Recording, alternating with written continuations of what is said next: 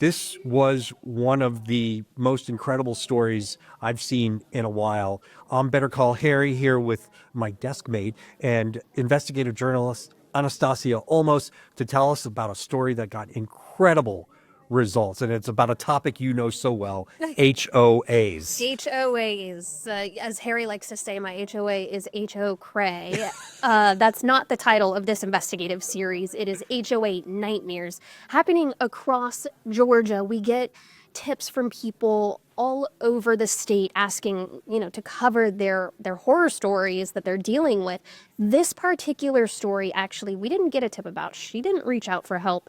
We went and found her from some court documents in this particular community. We had already done a story, and online, I saw these lawsuits and things filed, wage garnishing and bank garnishing, and I said, what is going on? How is an HOA taking wages and money out of a bank account? Found that this is perfectly legal. We did the story. This is the follow-up, because it's not often we get such a positive outcome from, let alone any investigation, but an HOA story where the laws just really don't protect homeowners from any abuse of power. But in this case, the homeowner, her life was changed by the community.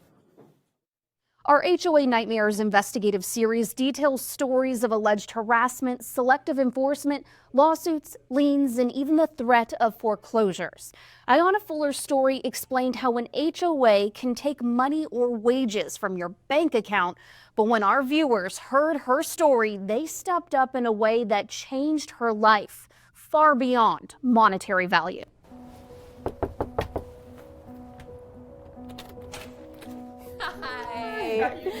It's not often investigative reporters are greeted with hugs. But Ayanna Fuller's story beats the odds. I just thank God every day.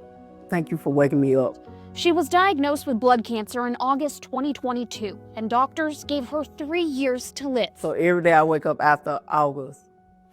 I'm just blessed to be here. And waking up with a little less worry. I just thank you for finding me. We found Ayanna in July during an Atlanta News First investigation into the Lester Point Homeowners Association in Fairburn, where residents were fighting daily fines, lawsuits, and liens. While combing through court filings, we saw the HOA had garnished wages from an Atlanta Public Schools employee. We started looking up names and found a GoFundMe page for a cancer patient. We wrote down her address and knocked on her door. I drive the school bus. That's when we met Ayanna. I came from the projects. She said this home is her biggest accomplishment. But when she was diagnosed with multiple myeloma, she had to take time off work and made requests to pause all of her bills. I had extensive chemo that first year, causing stage 3. So I couldn't work at all. The HOA allowed her to make smaller payments on her dues, but when she ended up back in the hospital and unable to work, They took all of it. the HOA garnished money from her bank account. When you saw that, you were in bed? I was in bed sick. I had just came from chemo, matter of fact. $828.54 and a $125 legal fee, overdrafting her account by $855. It made me feel empty. Like, I'm already going through this. While the HOA president wouldn't talk to us, we did speak with the HOA's attorney, Wes Dunlap, over the phone. Is there any sort of means for people that are struggling to pay their bills to try to ask for payment plans or anything like that? He told us they're always willing to negotiate and set up payment plans if the HOA board approves. But we found Ayanna's messages while in the hospital never reached Wes. Yep, this it. When we met her, she just received another bill from the HOA for $1,386. We checked, I talked with Wes and tried to figure out what was that $1,300 bill. He said it was over the year. Sometime the yard was messed up, and like I told him, I ain't have money to cut the yard. I do what I can. But after our story aired, an Atlanta News First viewer who wanted to remain anonymous paid her HOA bill in full, and dozens of people donated to her GoFundMe. I love everybody. $1, $5, I still thank you.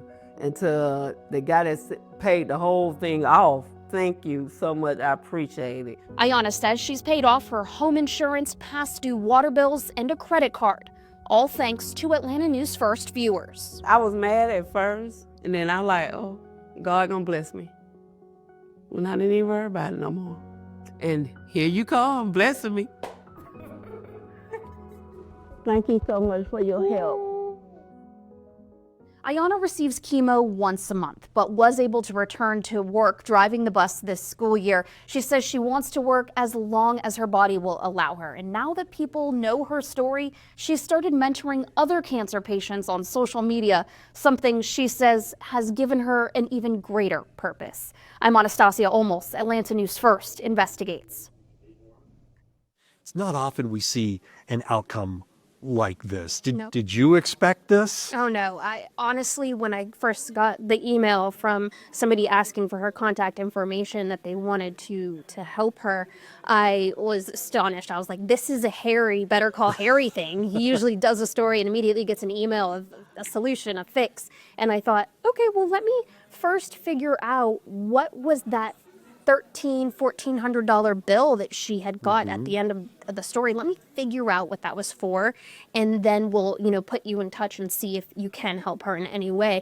And so we actually did put her in touch with the attorney for the HOA and direct phone call, because as people know, they have a hard time getting in touch with the right people when it comes to these bills. But that bill, it did have past due assessments, which would just be your yearly dues, and then also a couple things in terms of like grass too long while she was sick. And so this viewer stepped up and covered not only that, but some other bills as well. And then she said that people started reaching out on social media, and her GoFundMe took off a couple $1,000s of people just helping just support her, and she was able to really take the weight of some of the past debt that she had taken off, and that's the Atlanta News First viewership, to think. It's one of those things. When I had an HOA, and I was part of an HOA for years, I was always getting hit with, oh, we didn't get your payment until this date, and then there was a fee, and then so I finally just decided I'm gonna carefully follow this, and I'm going to make sure these auto payments go out. If it's due on January 1st, my payment is going out December 20th, so there's no dispute over that. And it's tough because it's hard to fight your HOA. Yes, and I mean, you have to have money in the bank account to have auto payments on. I mean, this woman was just going through really one of life's biggest challenges, is just fighting for her life. Right. And in the stories that we do get to our tip line in terms of HOAs, people are forced to make decisions when it comes to paying the bills because their fees are racking up, late fees and their dues. And I've met people who've said, I just paid. They said, I just emptied my savings account and I just paid to make it go away, and lose my home over this? No, it's just not worth it. And so we actually, in this investigative series, have gone through several different neighborhoods, through many of the issues, including, liens, foreclosures, these wage garnishments, things like that. We detail all of it in the series on our website. And we also go into some of the legislation that was proposed in this last session in 2025. That never really went anywhere. It didn't seem to get much traction, but we are going into a new legislative session here where those bills are still alive. They do address some things, including oversight of HOAs, where one of the proposals at one of the hearings that I went to was to have the Secretary of State's office actually oversee HOAs and not just have to register as a nonprofit, but actually take complaints and have them submit financials. There are so many, different ways that there could be some oversight of HOAs, and even just having a place where people can come and complain or have mediation, anything. People are begging lawmakers to step up. And so we are going to be covering this. I've already emailed some of the lawmakers to say, what are you looking at? Let's talk. So of course, just continue watching Atlanta News First. Follow us online. We also have a full webpage for these investigations. We want to hear from you. We're aggregating data. We're really trying to help homeowners here in the state. Thank you for tuning into Behind the Investigation with Atlanta News First Investigates. For more on this story, go to atlantanewsfirst.com and click on the ANF Investigates tab.